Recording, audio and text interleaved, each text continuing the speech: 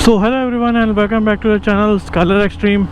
तो आज मैं अपनी ब्लॉग डायरेक्ट बाइक से स्टार्ट कर रहा हूँ और देख सकते हो मेरी बाइक के 505 किलोमीटर कंप्लीट हो गए और अब इसका सर्विस का टाइम आ चुका है। तो जो फर्स्ट सर्विस होती है या तो 2 महीने के अंदर करवानी रहती है आपके डेट ऑफ परचेज से, या फिर आपका या तो 500 to 700 किलोमीटर का ब्रैकेट है।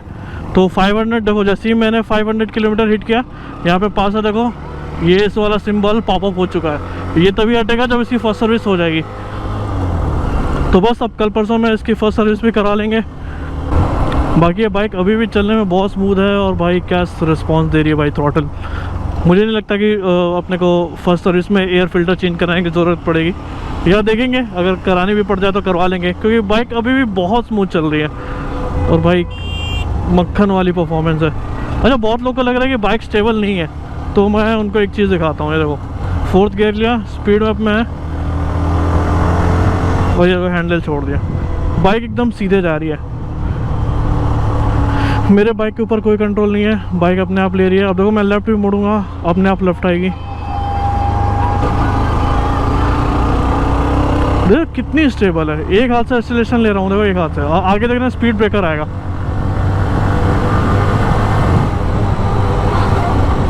बस यहीं पे आगे स्पीड ब्रेकर आएगा। लो मैंने हैंडल छोड़ रखा है, देखना क्या होगा।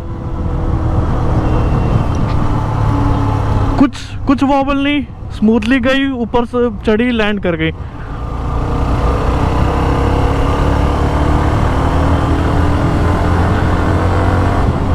इतना प्यारा पुल देती है, इतना प्यारा एक्सेलरेशन देती है। मेरे को नहीं लगता भाई आपका, अगर आपके पास ऑप्शन है भाई हीरो एक्सट्रीम लेने का तो प्लीज़ ज़रूर लेना।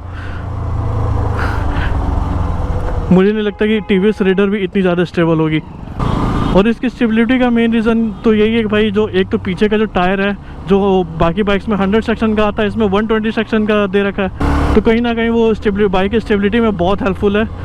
तो दूसरा इस पे जो वेट डिस्ट्रीब्यूशन है बाइक का, बहुत ही लीनियर कह सकते हो या जो भी कह लो, बहुत ही इक्वली बैलेंस्ड है। तो कभी फील नहीं होता कि बाइक जैसे भारी हो। जैसे नॉर्मल जो 125 सीसी की बाकी बाइक्स है वो 120 kg है, बट ये 136 kg है। बट उतना पता नहीं चलता है, एक बार बैठ जाओ चला दो तो बहुत स्मूथली चलती है। आज चेक करते हैं आज मेरे भैया हैं कि नहीं, आज अपने पुलिस वाले भैया।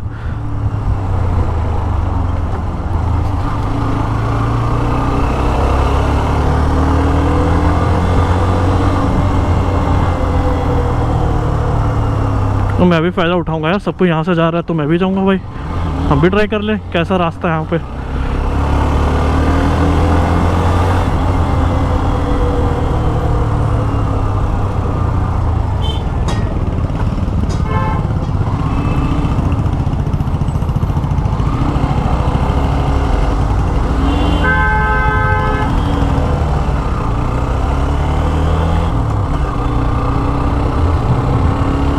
चलो ट्रैफिक पुलिस तो थे बट किसी ने रोका नहीं, अब तक को कोई इशू नहीं। दूसरा भाई मैं कभी इसकी ब्रेकिंग की बात नहीं की, आपको रुको एक चीज़ दिखाता हूँ मैं।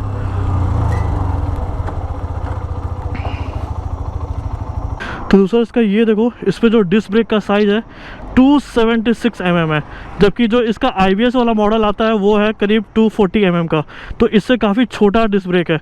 तो ये मत सोचना कि भाई ABS वेरिएंट में बस ABS ही मिल रहा है, इसमें आपको ये कैलिपर या सॉरी ये डिस्क ब्रेक का साइज़ भी बहुत बड़ा मिल रहा है, 276 mm का है और उसमें 240 mm का।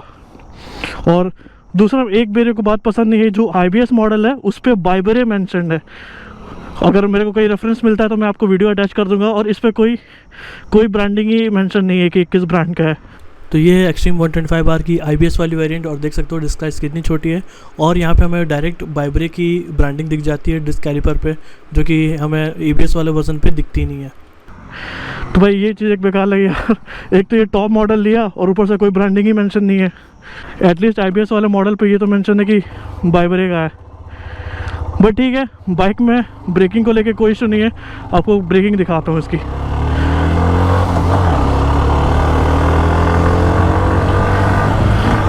देखो 55-60 पहुँच गया, और देखो ब्रेक लगाऊंगा कितनी आसानी और कितनी जल्दी रुकेगी। देखो 22 एक झटके में। आपका ABS ने ब्रेक लॉक नहीं होने दिया, मतलब व्हील लॉक नहीं हुआ और बहुत ही स्मूथली हो गया। वापस से करता हूँ, देखना एकदम बहुत पास जाके ब्रेक लगाऊंगा और देखना एकदम से झटके से 16 से 13 पे, मतलब 40-50 से सीधे 16 या 13 पे आ गई।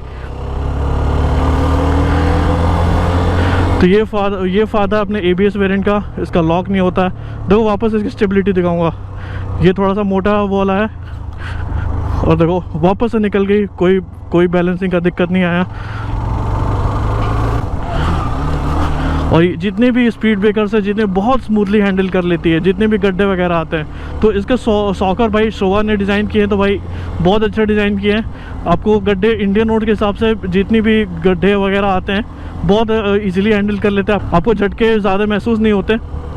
तो देखा जाए तो ABS वर्जन जो इस बाइक का है वो अपने रेगुलर वाले वर्जन से सिर्फ 5000 कॉस्टली है। लाइक अगर आपका नॉन ABS जो IBS वर्जन है वो 99,000, सॉरी जो आपका नॉन ABS यानी कि IBS वर्जन जो है वो आपका 95,000 का है एक्स शोरूम, तो ये शायद 99,500 का है। तो लगभग 4,500 5,000 भी ज़्यादा ही बोल रहा हूँ, 4,500 का ही बस डिफरेंस है। और लेकिन ये बहुत हेल्पफुल चीज़ है, आपकी लाइफ सेवियर एक हो सकती है।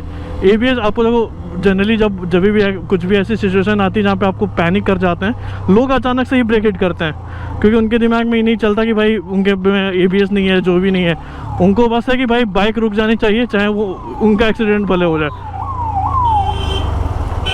क्या हो गया पुलिस वाले को? बट यहाँ एक्चुअल में ABS सेव्स लाइफ्स है।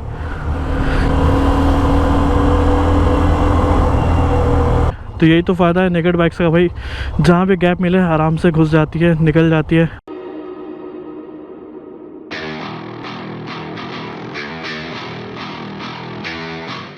तो ये वीडियो मैं ज़्यादा लंबी नहीं बनाऊंगा, बस एक छोटी सी इन्फॉर्मेशन शेयरिंग करनी थी कि आपको ABS वेरिएंट क्यों लेनी चाहिए as compare to non ABS variant.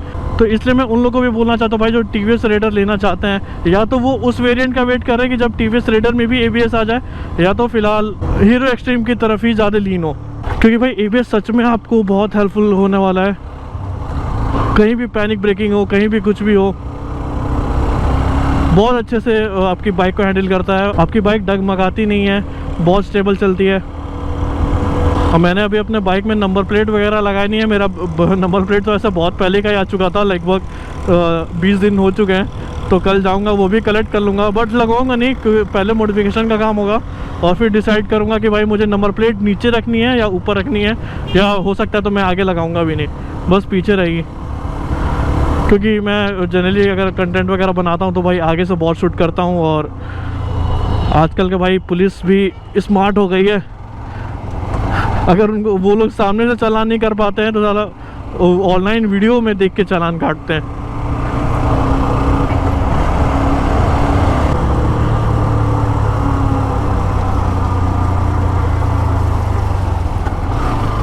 चल बाइक अभी इतनी स्मूथ है तो भाई सर्विस बात तो और ज़्यादा स्मूथ होगी। मतलब सच में, मतलब एक होता है ना कि बाइक की परफॉर्मेंस डिग्रेड होती जा रही है ओवर टाइम। हालांकि 500 किलोमीटर ही हुआ है, तो फिलहाल जैसे बाइक मिनरल ऑयल पे चल रही है तो वो बहुत जल्दी उसकी लाइफ ख़त्म होती है, इसलिए फर्स्ट सर्विस में उसके चेंज हो जाता है। क्योंकि जो आपके जो क्रैंक्स वगैरह होते हैं वो थोड़े घिसते हैं, उनके छोटे छोटे पार्टिकल्स ऑयल में गिरते हैं, तो इसलिए वो फर्स्ट सर्विस बहुत जल्दी हो जाती है। और मिनरल ऑयल से आप सीधे डायरेक्ट सिंथेटिक ऑयल डालना स्टार्ट कर सकते हो।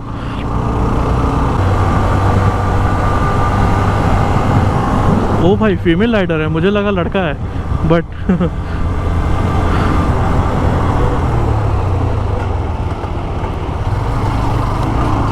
स्मूथ भाई स्मूथ। सिर्फ ABS हो जाने की वजह से बाइक इतनी कॉन्फिडेंस देती है ना, क्या बताऊं।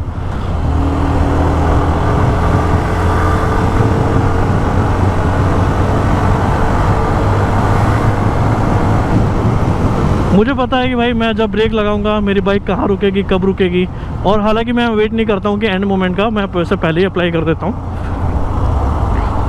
तो ये थी कुछ इन्फॉर्मेशन अपने बाइक को लेके। तो अगर आपको मेरी वीडियो थोड़ी सी भी इन्फॉर्मेटिव लगी हो तो भाई इस वीडियो को लाइक करो, चैनल पे अगर नए हो तो सब्सक्राइब करो। मिलते हैं आपसे दूसरे ब्लॉग में, तब तक keep loving, keep supporting Skyler Extreme. Bye bye, see you, take care.